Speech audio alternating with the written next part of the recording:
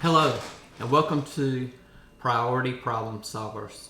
I'm Mitch, and I'm here to help solve problems. And today is my first episode, and what better way to start an episode is to share a learning from my father, Mitchell Manning Sr.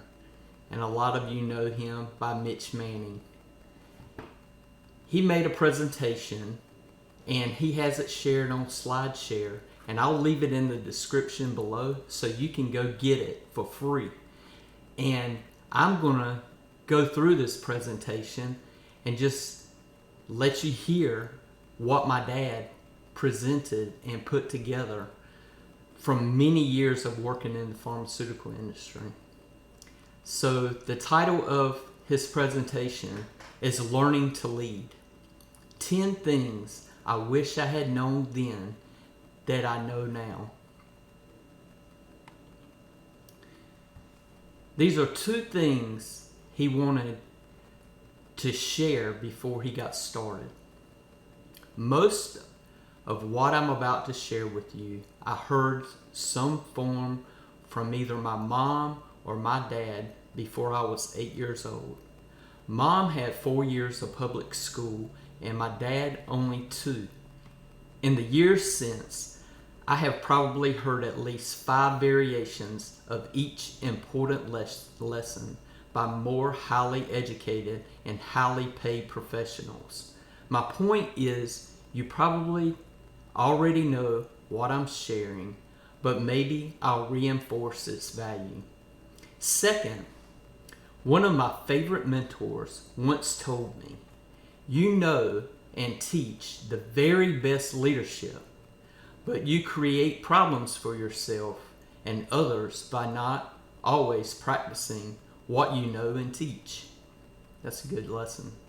My advice to you is to find what works for you and to use it always. And that is an inspiration to me coming from my father, to hear his words and to give not only me advice, but to give others advice and share this for us to read. So here are the 10 things that he wished he knew then what he knows now. The first is the OODA loop. Second is the process model, the situation appraisal, the priorities model, the leadership model, the capability model, the personalities model, the cultural model, the team model, and lastly, the closure model. So let's jump in and see what he's got to say about these 10 things. Number 1, never heard of this, the OODA loop. Okay, let's see what this is about. Hindsight is 20/20. If I had known then what I know now, the first leadership lesson would have been the OODA loop. The story behind the OODA loop is that many early combat pilots were lost because of crashes after becoming disoriented in clouds.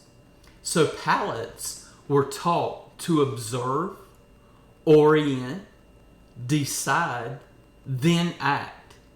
In my early career, I often crashed and burned because of acting while deciding, then orienting and observing. I had to learn through experience to slow down my natural extrovert judging personality. Acting and speaking before fully thinking is still a challenge, but OODA helps me.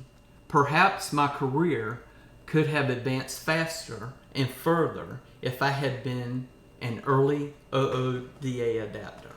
I don't know about you, but I have this same issue where I get these things out of order too. So I'm going to try to remember this advice from my dad to observe, orient, decide, and then act. Maybe I won't crash and burn for the 1,000th time. So that's number one. Number two, the process model. It's not that I didn't hear you are what you eat.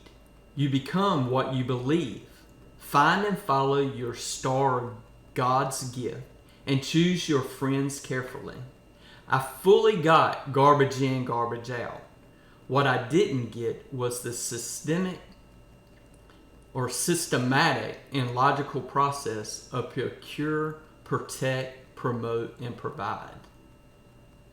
I often accepted less than the best and then had to work harder at protecting and promoting to provide an inferior product or service.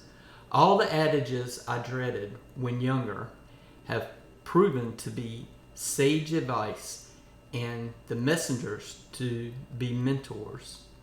The process model is input plus process equals output. My success has been higher when I give the model priority and thought. So that's the process model. An input plus a process equals an output. Number three, the situation appraisal. I learned early to set up a situation by asking, what's happening here? What I didn't learn until near mid-career was to ask if the situation was a problem, a potential problem, a decision, or an opportunity. Once I learned the keys to processing information differently for each, it seems every situation became an opportunity. Opportunities fueled my optimism, and my optimism directed and energized my personal life and work. So that's very good advice when it comes to situation appraisals, is to look at everything as an opportunity. Let's move to number four. The priorities model. So he listed here spirituality, health, family, finances, development, growth. And he tells a story. In my youth, I had trouble understanding that goal setting is about setting priorities. It was only after wrestling with what comes first in my life did I understand the importance and priorities of life goals. It was only after watching others close to me ruin their health, their sense of dignity and self-esteem, their families, and their careers that I learned to put things first. Spirituality is about who I am and what I believe, my true north. Health is necessary for sustaining all else. Family is who I turn to when the world turns away. Finances are what I need to sustain my family, health, and spirituality. Development is what confirms for me that there is more to see, learn, and do. Growth is what motivates and rewards me. My personal life improved with the priorities model. Then my career improved when I found the parallel properties exist in all organizations, and I began using that knowledge to advance. This is probably the most powerful rule that I've ever read coming from an individual, where you usually look at task as when you look at your priorities. I need to do this. I need to exercise. I need to eat better. I need to stop drinking. I need to quit smoking. But this priority model, it includes everything. Oh, I need spirituality. I need to look at my health. I need to help and pay attention and spend time with my family. I need to monitor and adjust my finances. What can make me better developmentally? Do I need to develop more skills, more knowledge? And then growth.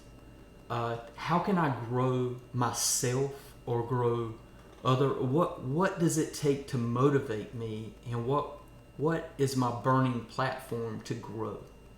So this priority model is my favorite. Number 5, the leadership model. Communicate, motivate, educate, administrate. My dad would say, this is what we need to do and what we will get when we do it. If we do it this way and finish it by this time. We harvested our crops, cared for our livestock, filled our pantries and cupboards, and kept a roof over our heads using this model. Dad communicated, motivated, educated, administrated as well as any leader I've ever known. I believe he learned from his father, who learned from his father. Years later, I feel almost guilty to be paid to learn and then teach the same model and practicality, the same words in the same order. During my career, I have been exposed to a dozen or more leadership models. My dad is the one I follow. He knows best.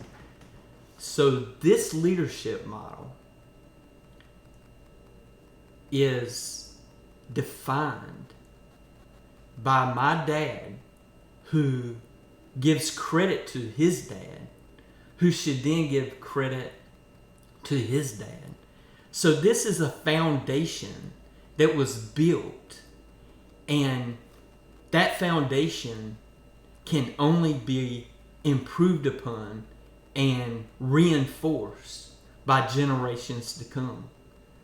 So what I learned from this leadership model is that if I want to teach leadership to my 2 sons, James and Michael, this is where I start. I communicate, I motivate, I educate, and I administrate. Powerful stuff. Number 6, the capability model. Aware, believe, comprehend, do, excel. Mom was probably the first to tell me practice makes perfect. Likely, I was learning to dress myself or tie my shoes. Years into my career, I learned the definition of capability to be the combination of ability and capacity. Even more years later, I learned that I could not jump into performance excellence with the next new thing and should not expect others to either.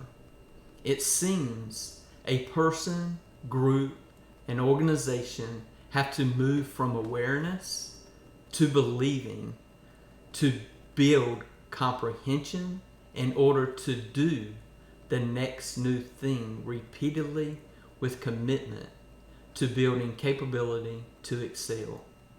There are no shortcuts.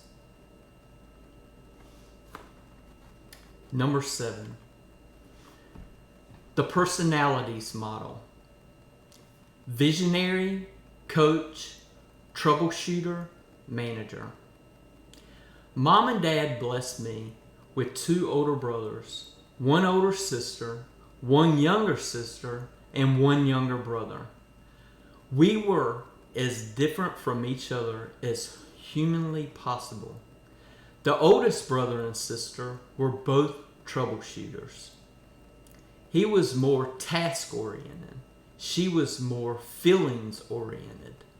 The next older brother was a visionary. He could see it coming, but couldn't get out of the way. The younger sister managed the entire family in her own special way. The younger brother watched us and became the coach. Me, in the middle, became the facilitator, a combination of all four. It helps me to seem a little wishy-washy, being able to see all sides like I do. Mom said we are each special in our own way. Some good in the worst of us, and some bad in the best of us. Mid-career, I became certified in personality typing because we all needed to learn to get along in our organization. Mom knew that. It is a good lesson. My dad's mom was so special to me that I named my daughter after her. And my daughter's name is Lena Hope Manning. And she is named after my dad's mom, which he explains through this personality model. Number 8, the cultural model. Tools, language, institutions, art. About mid-career, I learned the tools we use to do our work, introduce words to the language we speak, which influence the way we meet institutions and the way we express ourselves, art. One of the top universities in the world did a study for one of the world's largest organizations to help the organization through culture shock. A premise of the study is that all cultures have these 4 components, however different. Deep within the study is the conclusion stated above, only stated more scholarly. Looking back, it is easy to see how the tools of the information age have influenced world culture, introducing a new tool, hardware or software, reinforces the Russian adage. You can dance with a bear by choosing the time, the place, and the music. But once you begin to dance, the bear will determine the speed, the duration, and final condition. Very interesting, the culture model. Number 9, the team model. Form, storm, norm, and perform. I'm pretty sure I learned this model as a child playing with others. It would have saved me a lot of grief and pain if I had understood. It seems a team is usually quiet when forming and remains so until the members begin to question the leader and each other. This brings on the storming, which continues until direction, support, roles, responsibilities, and boundaries are clear. With storming, clearing norming begins and continues until relationships are established and accepted. Then the performing can begin. But the process can restart with a change such as a new leader, new member, new direction, and a change in support. My best times as a leader have been when the direction and support were clear and steady and the team stayed together. Number 10, the closure model. Feelings, questions, actions, assignments. We don't want to count the times I could have been a better leader if I had consistently closed using this model. It really is about practicing active listening. Believe me, extroverted, judgmental people can stumble here. Take the time at the end of meetings to ask, how do you feel about what needs to be done? What can be done differently? What are our next steps? What actions need to be taken? What are the assignments? What are the expectations? What are the due dates? Are you comfortable with the plan? In conclusion, leading is the ultimate challenge. Someone once shared with me, we the unwilling, lead by the unknowing, have been asked to do so much with so little for so long that we are now capable of doing almost everything with practically nothing in no time at all. So, why not make the best of it? 2 things to do to enhance your leadership. First, determine how you feel about learning to lead and what you will do differently. It is okay to disagree with what I've shared. Second, determine what you need to know and do to enhance your leadership knowledge and capabilities. And write your own timeline. Then do it with commitment and consistency. These are the words from my dad, and I hope you enjoy them just as much as I did. Please, if you like this video, please click on the like button, leave me a comment. If there's anything that you would like to hear more of, please reach out to me. I'll contact my dad and we'll discuss and we'll try to help you out. In the meantime, take this information. You can go get it on my dad's SlideShare site. Just search for Mitchell Manning Sr. on SlideShare. You'll see all of his presentations. I'll be sharing more of what my dad has shared with me because that's what followers do.